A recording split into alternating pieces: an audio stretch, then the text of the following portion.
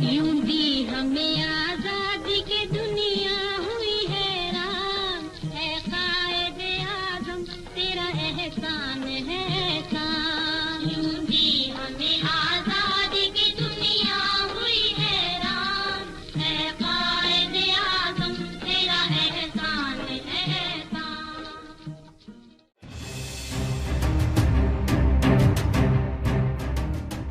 1600 ईस्वी में लंदन के चंद ताजरों ने ईस्ट इंडिया कंपनी बनाई और मलका एलिज़ाबेथ से इजाज़त के बाद बरसगीर में तजारत शुरू कर दी। मुग़ल हुक्मरानों ने इन ताजों पर तजारती मराहत की बौछार कर दी और इन ताजों ने इन मराहत का खूब नाजायज़ फ़ायदा उठाया। कुछ वक्त गुजरने के बाद इन्हीं ताजों ने बरसगीर के मुख्तलिफ हिस्सों पर कब्ज़ा करना शुरू कर दिया। मुग़ल हुकूमत बहुत कमज़ोर हो चुकी थी, इसलिए अंग्रेज़ों के जारहाना इक़दामात को रोक ना सकी। सबसे पहला हमला सिंध पर होता है। 1843 में मियानी के मुकाम पर फैसला कुन लड़ाई होती है और चार्ल्स नेपियर की फतह होती है। कश्मीर पर कब्ज़ा करने के बाद अंग्रेज़ कश्मीर को सिर्फ 75 लाख के इवज़ राजा गुलाब सिंह को बेच देते हैं। बहुत कम वक्त में पूरा बरसगीर इनके कब्ज़े में आ जाता है। इस कब्ज़े के बाद मुख्तलिफ जगहों पर अंग्रेज़ों के ख़िलाफ़ बगावतें शुरू हो जाती हैं। 10 मई 1857 को मेरठ के मुकाम पर मुसलमान और हिंदू मिलकर अंग्रेज़ों के ख़िलाफ़ जंग लड़ते हैं, मगर कामयाबी अंग्रेज़ों का मुकद्दर ठहरती है। इस जंग के बाद अंग्रेज़ ज़ुल्म सितम की तमाम हदें अबूर कर जाते हैं। जंग आज़ादी में मुसलमान चूँकि आगे आगे थे, इसलिए अंग्रेज़ों के ज़ुल्म सितम का निशाना भी खुसूसन मुसलमान बने। कई शहर तबाह हो जाते हैं, चौराहों पर फांसियाँ दी जाती हैं। 1857 की जंग आज़ादी के बाद मुसलमान मुआशी, तालीमी और समाजी लिहाज से बहुत पीछे रह जाते हैं। मुसलमान हर मामले में अंग्रेज़ों से कतई ताल्लुक़ कर देते हैं और इनका मुस्तकबिल बहुत तारीक नज़र आ रहा होता है। इन हालात में सर सैयद अहमद आगे बढ़ते हैं और मुसलमानों को तालीम की तरफ मशगूल करते हैं। सर सैयद अहमद खान ने बहुत से तालीमी इदारों की बुनियाद रखी, मगर अलीगढ़ कॉलेज इनकी नुमाया कामयाबी थी, जो बाद में अलीगढ़ यूनिवर्सिटी बना। 1867 में बनारस में उर्दू हिंदी तनाज़ा होता है। दफातर में उर्दू की जगह हिंदी ज़बान को नाफिज करने की कोशिश की जाती है। इसके बाद हिंदुओं और मुसलमानों में फासले बढ़ना शुरू हो जाते हैं। इसी दौरान अंग्रेज़ों ने भी मुसलमानों और हिंदुओं में मौजूद मजहबी इख्तलाफात को खूब हवा दी। इस वक्त तक हिंदुस्तान में एक ही बड़ी सियासी जमात मौजूद थी, जिसे कांग्रेस कहा जाता था। सर सैयद मुसलमानों को सियासत से दूर रहने का मशवरा देते हैं। 1898 में सर सैयद रहलत फरमा गए, मगर इस वक्त तक मुसलमानों के पास रहनुमाओं की एक खेप तैयार हो चुकी थी। अगरचे सर सैयद ने मुसलमानों को सियासत से अलग रहने का मशवरा दिया था, मगर अब हालात ऐसे बन चुके थे कि मुसलमानों की सियासी नुमाइंदगी की ज़रूरत महसूस की जाने लगी। 1 अक्टूबर 1906 में मुसलमान रहनुमाओं का एक वफ्द वायसराय लॉर्ड मिंटो से मिला और जुदागाना इंतखाबात का मुतालबा किया। वायसराय ने काफ़ी हौसला अफजा बातें की, जिसके बाद दिसंबर 1906 में मुसलमानों ने अपनी अलग सियासी जमात मुस्लिम लीग की तश्कील दी और सर आगा खान इसके पहले सदर बने। वक्त गुजरने के साथ साथ मजहबी फसादात में शिद्दत आती जा रही थी। 1913 में कायदे आज़म कांग्रेस छोड़कर मुस्लिम लीग का हिस्सा बन जाते हैं। कायदे आज़म हिंदू मुस्लिम इत्तेहाद के सबसे बड़े इल्मबरदार के तौर पर सामने आते हैं।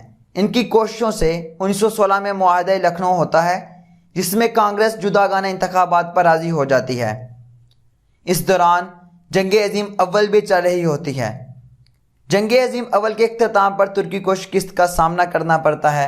1919 में बरसगीर के मुसलमान खिलाफत और मकामात मुक़द्दसा की हिफाजत के लिए तहरीक खिलाफत शुरू कर देते हैं और देखते ही देखते ये बरसगीर की सबसे बड़ी तहरीक बन जाती है। गांधी इस तहरीक में मुसलमानों का साथ देते हैं, मगर बाद में अचानक इस तहरीक से अलग हो जाते हैं। इस तहरीक की वजह से मुसलमानों को शदीद नुकसानात होते हैं। बगावतों को कुचलने के बाद 1919 में रोल्ट एक्ट नाफज कर दिया जाता है, जिसमें लोगों को बगैर अदालती कार्रवाई के शक व शुबा की बुनियाद पर मारने का हुक्म दे दिया जाता है। इस एक्ट के बाद बगावतों में मज़ीद शिद्दत आ जाती है। चुनाचे अंग्रेज़ अप्रैल 1919 में अमृतसर में जलियांवाला बाग के मुकाम पर एक जलसे पर फायरिंग करके 1200 से ज़ायद लोगों को मौत की घाट उतार देते हैं। 1920 से 1922 तक तहरीक अदम एतमाद चली। 1928 में कायदे आज़म ने अपने 14 निकात पेश किए, जिसमें मुसलमानों की अलग सियासी नुमाइंदगी اور مسلمانوں کے حقوق کے تحفظ کی بات کی گئی تھی۔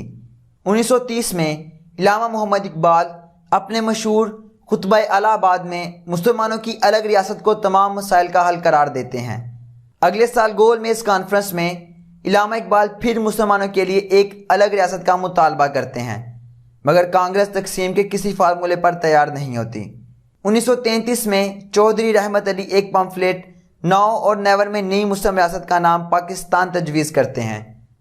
قائد اعظم مایوس ہو کر لندن چلے جاتے ہیں، پھر علامہ اقبال کی درخواست پر 1934 میں واپس آتے ہیں اور پھر اپنی ساری زندگی مسلمانوں کے لیے وقف کر دیتے ہیں۔ 1937 میں عام انتخابات منعقد ہوتے ہیں، جس میں کانگریس 1585 صوبائی نشستوں میں سے 707 جیت جاتی ہے، جبکہ مسلم لیگ کے حصے میں 106 نشستیں آتی ہیں۔ اس الیکشن کے بعد کانگریس حکومت بناتی ہے، مگر مسلمان اپنے حقوق سے محروم رہتے ہیں۔ چنانچہ 1939 میں جب یہ کانگریسی وزارتیں ختم ہوتی ہیں تو مسلم لیگ یوم نجات مناتی ہے۔ 1940 میں مسلم لیگ کا اجلاس لاہور میں منعقد ہوتا ہے، جس میں مولوی فضل الحق قرارداد پاکستان پیش کرتے ہیں، جو متفقہ طور پر منظور کر لی جاتی ہے۔ اس اجلاس میں قائد اعظم اپنے خطبہ صدارت میں کہتے ہیں کہ 1200 سال اکٹھے رہنے کے باوجود ہندو اور مسلمان کبھی اکٹھے نہیں ہو سکے۔ ہندو اور مسلمان دو الگ الگ قومیں ہیں، یہی سے دو قومی نظریے کی بنیاد پڑی۔ اس کے بعد پاکستان کا مطالبہ زور پکڑنا شروع کر دیتا ہے اور تحریک پاکستان عروج پر پہنچ جاتی ہے۔ مسلمان الگ وطن کے مطالبے کے لیے تحریکوں کا آغاز کر دیتے ہیں، مگر ہندو اور سکھ تقسیم کی شدید مخالفت کرتے ہیں۔ اسی دوران مذہبی فسادات عروج پر ہوتے ہیں۔ 1200 سال اکٹھے رہنے والے لوگ ایک دوسرے کے گلے کاٹنے میں مصروف ہیں۔ 1942 میں کرپس مشن برصغیر آتا ہے، مگر قائد اعظم اور گاندھی دونوں اس مشن کی تجاویز کو مسترد کر دیتے ہیں۔ 1944 میں ایک معقولیت پسند کانگریسی رہنما راج گوپال اچاری مسلمانوں کے الگ وطن کے مطالبے کو تسلیم کر لیتے ہیں۔ گاندھی جی متحدہ ہندوستان پر اڑ جاتے ہیں اور قائد اعظم الگ وطن کا مطالبہ جاری رکھتے ہیں۔ اب ہندوؤں اور مسلمانوں کے راستے واضح طور پر الگ الگ ہو چکے ہیں۔ 1945 میں وائسرائے شملہ میں رہنماؤں کی کانفرنس طلب کرتا ہے۔ جواہر لال نہرو ہندوؤں کی نمائندگی کرتے ہیں، ستارا سنگھ سکھوں کے نمائندے ہیں اور دونوں تقسیم کے کسی فارمولے پر تیار نہیں ہیں۔ قائد اعظم مسلمانوں کی نمائندگی کرنے آئے ہیں۔ قائد اعظم پاکستان کے حصول کے علاوہ کوئی سمجھوتہ کرنے کو تیار نہیں ہے۔ اس کانفرنس میں مسلم وزراء کی نامزدگی پر کانگریس اور مسلم لیگ میں اختلاف ہو جاتا ہے اور ویول پلان بھی ناکام ہو جاتا ہے۔ کانگریس اور لارڈ ویول قائد اعظم کو اس کانفرنس کی ناکامی کا ذمہ دار ٹھہراتے ہیں۔ ویول پلان کی ناکامی کے بعد لارڈ ویول عام انتخابات کا اعلان کرتے ہیں۔ کانگریس متحدہ ہندوستان اور مسلم لیگ پاکستان کے مطالبے کے ساتھ میدان میں اترتی ہے۔ دونوں جماعتیں الیکشن مہم میں خوب جان لڑاتی ہیں۔ یہ انتخابات جداگانہ طریقے پر منعقد ہوتے ہیں۔ پورے برصغیر میں مسلمانوں کے لیے مرکزی اسمبلی کی 30 نشستیں مخصوص تھیں۔ مسلم لیگ یہ 30 کی 30 نشستیں جیت جاتی ہے۔ صوبائی اسمبلی کے انتخابات میں بھی مسلم لیگ نے دوسری جماعتوں کو شکستیں دوچار کیا۔ 1945-46 کے عام انتخابات قائد اعظم کے موقف کی تائید کرتے ہیں۔ اب پاکستان کے قیام کی راہ ہموار ہو چکی ہے۔ 1946 میں کابینہ مشن پلان برصغیر میں آتا ہے۔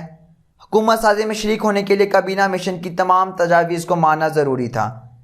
کانگریس اس پلان پر بہت خوش تھی، مگر مسلم لیگ الیکشن جیتنے کے بعد اس پلان سے کافی مایوس تھی۔ توقع یہی کی جا رہی تھی کہ قائد اعظم اس پلان کو ماننے سے انکار کر دیں گے اور مسلم لیگ حکومت سازی میں حصہ نہیں لے سکے گی، لیکن قائد اعظم نے اس پلان کو منظور کر کے کانگریس کو ورطہ حیرت میں ڈال دیا۔ اب کانگریس نے آدھا پلان منظور کیا، حالانکہ بوڑھی حکومت میں شامل ہونے کے لیے پلان کو مکمل تسلیم کرنا ضروری تھا۔ قائد اعظم کے مطالبے کے باوجود حکومت برطانیہ نے پلان نافذ کرنے سے انکار کر دیا۔ مسلم لیگ اس سے بہت مایوس ہوئی اور 16 اگست 1946 میں مسلم لیگ نے یوم راست اقدام کا اعلان کیا۔ جگہ جگہ مظاہرے ہوئے۔ مسلمانوں نے انگریزوں کے دیے ہوئے خطابات واپس کر دیے۔ لارڈ ویول جب برصغیر کا سیاسی حل نکالنے میں ناکام ہوئے تو حکومت برطانیہ نے لارڈ ماؤنٹ بیٹن کو برصغیر میں وائسرائے کے طور پر بھیجا۔ 20 فروری 1947 کو برطانوی وزیر اعظم نے اعلان کیا کہ 1948 میں برصغیر سے برطانوی راج ختم کر دیا جائے گا۔ اس اعلان کے ساتھ ہی پورے برصغیر میں فرقہ وارانہ فسادات کے شعلے بھڑکنے لگتے ہیں۔ 3 جون 1947 کو لارڈ ماؤنٹ بیٹن تقسیم ہند کا اعلان کرتا ہے۔ اس منصوبے کے تحت پنجاب اور بنگال کی تقسیم کی جائے گی۔ تقسیم کی ذمہ داری ریڈ کلف کے ذمہ لگائی جاتی ہے۔ ریڈ کلف انتہائی متنازع تقسیم کرتا ہے اور نئے ممالک میں دشمنی کی بنیاد ڈال دیتا ہے۔ حالانکہ برطانوی حکومت نے 1948 میں برطانوی راج ختم کرنے کو کہا تھا، مگر حکومت برطانیہ نے 14 اگست 1947 کو پاکستان اور 15 اگست 1947 کو بھارت کو آزاد کر دیا۔ آزادی کے اعلان کے ساتھ ہی لوگوں نے اپنے نئے ممالک میں ہجرت شروع کر دی۔ اس ہجرت کے دوران فسادات عروج پر رہے۔ وجہ یہ تھی کہ ایک تو فوج ڈس فنکشنل تھی اور دوسرا برطانیہ نے وقت سے پہلے اچانک آزادی دے کر دونوں ممالک کو نئی مصیبت میں ڈال دیا تھا۔ یوں ان فسادات میں 10 لاکھ لوگ ہلاک ہوئے۔ ابھی تک کے لیے اس ویڈیو کو لائک کریں، شیئر کریں اپنے دوستوں کے ساتھ، اپنی رائے کا اظہار کمنٹ باکس میں کریں، ہمارے چینل کو سبسکرائب کریں اور ساتھ بنے بیل آئیکن کو پریس کر دیں تاکہ آپ کو ہماری ہر ویڈیو کا بر وقت نوٹیفیکیشن ملتا رہے۔ And finally, thanks for watching.